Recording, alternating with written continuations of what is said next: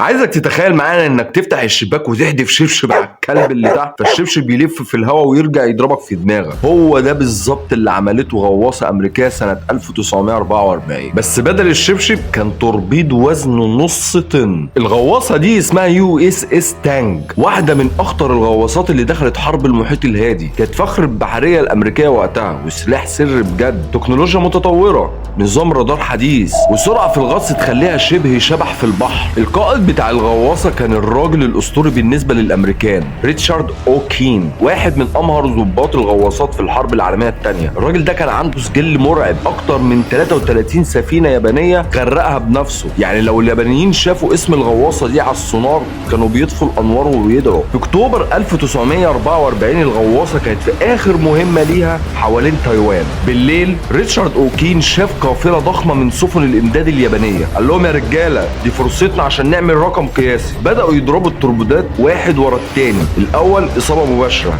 التاني كمان اصابه. السفن اليابانيه تحولت لجحيم، لهب في كل اتجاه. بس لما جه دور التوربيد الاخير هنا الكارثه.